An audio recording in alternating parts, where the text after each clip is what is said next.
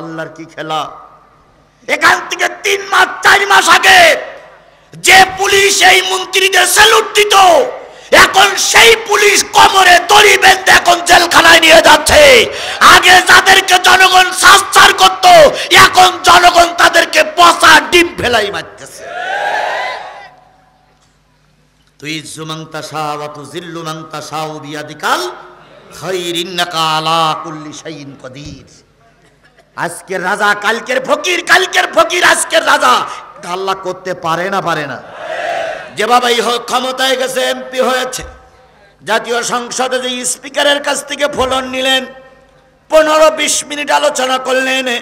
আলোচনার দাঁড়িয়ে বলতেছে, সর্বকালের সর্বশ্রেষ্ঠ বাঙালি জাতির পিতা মরহুম প্রেসিডেন্ট মুজিবুর রহমানকে স্মরণ করছি এই সংসদে দাঁড়িয়ে।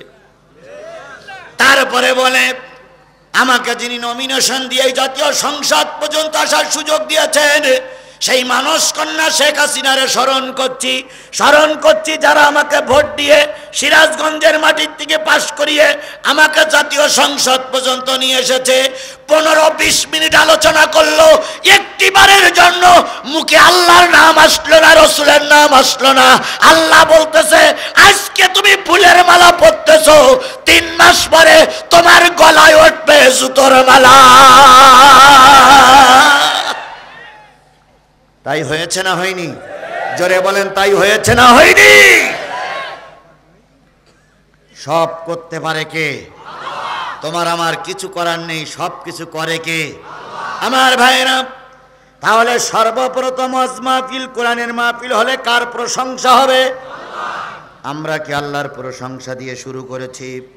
2 নম্বর, যদি দিনের পরিবেশ হয়, ওয়াজ মাহফিল হয়, ওয়া রাসূলিহি, রাসূলের প্রশংসা, রাসূলের নামে দুরূদ হবে।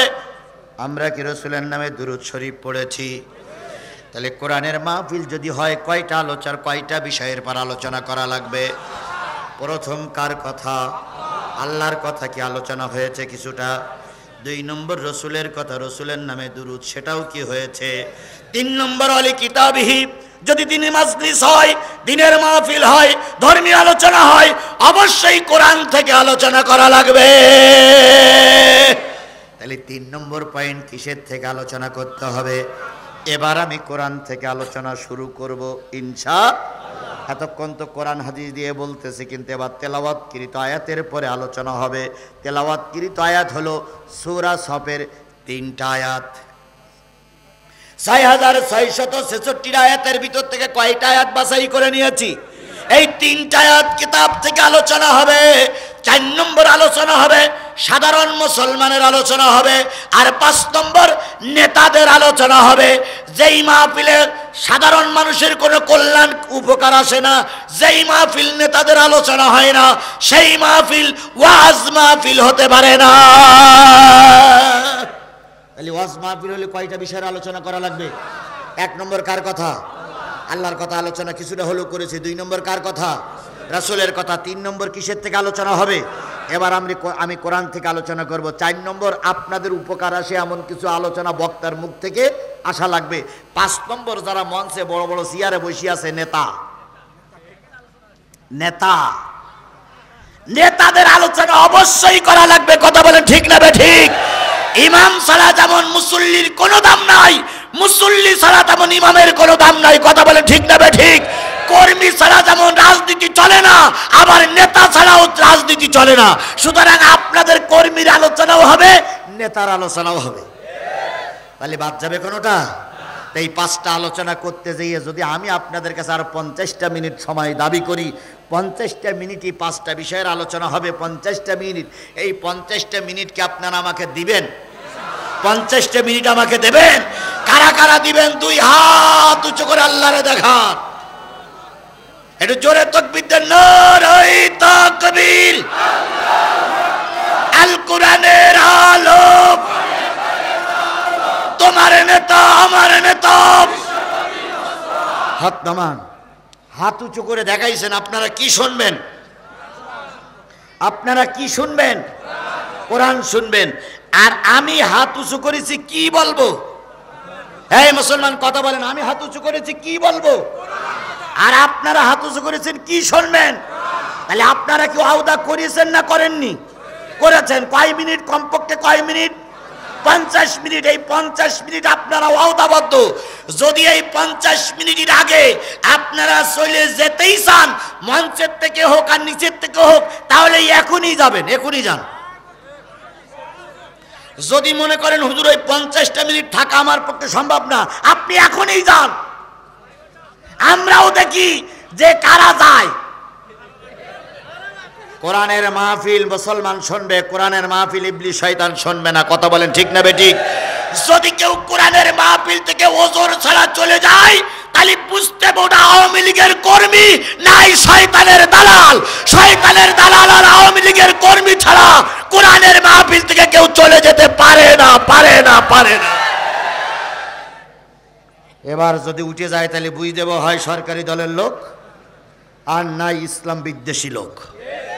এইবার যারা যারা যাবেন আগে ভাগেই যান। ভালো ভালো করে বুঝেন। আমি কিন্তু মূল আলোচনায় যাওয়ার আগে আপনাকে সুযোগ করে দিলাম, যদি এখন না যান, আমার আলোচনা হওয়ার পরে যতক্ষণ মোনাজাত না হবে, 50 মিনিট যতক্ষণ পার না হবে, ততক্ষণ যদি যান, জনগণের বলবা জোর করে ধরো, আস্তে করে বসাই রাখো। যদি বলে পেশাব, ওই জায়গায় ছাড়ো।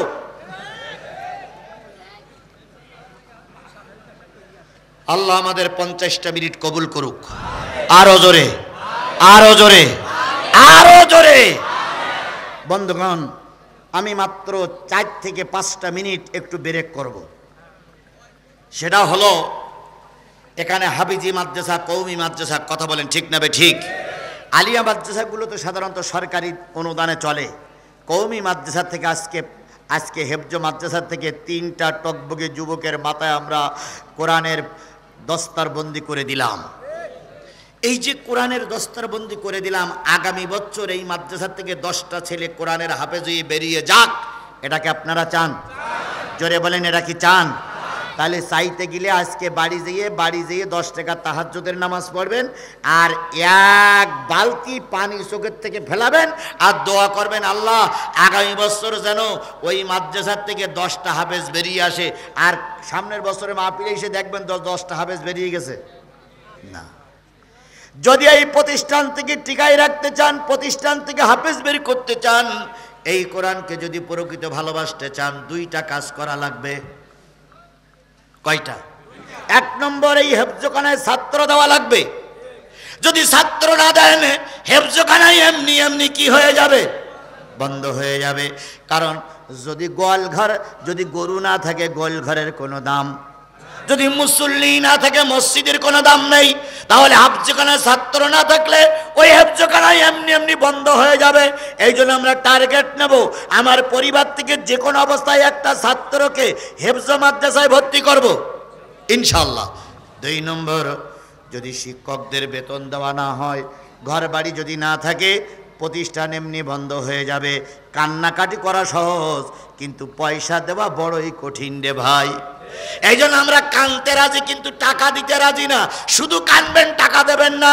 কারা কারা একটু হাত তোলেন যে হুজুর শুধু কানবে, 1 টাকাও দেবো না। তাহলে এবার আমি আপনাদের কাছে দাবি করব, হেফজ প্রতিষ্ঠান কওমি মাদ্রাসা দানে চলে। এই জন্য আমার 50টা টাকা এই আলেম তৈরি করার কারখানা, জান্নাতে যাওয়ার কারখানায় আমার 50টা টাকা, 100 টাকা এই মাহফিলে, এই মাদ্রাসায় থাক। এটা কি আপনারা চান? চান? কারা কারা চান? কাদের কাদের পকেটে টাকা আছে একটু হাত তোলেন তো। কাদের পকেটে টাকা আছে? সে 2 টাকা থাক, 2 টাকা থাক। কোরআন শরীফটা উঁচু করি, কোরআন শরীফ তুমি ভিডিও করো, দেখো কাদের পকেটে টাকা আছে, হাত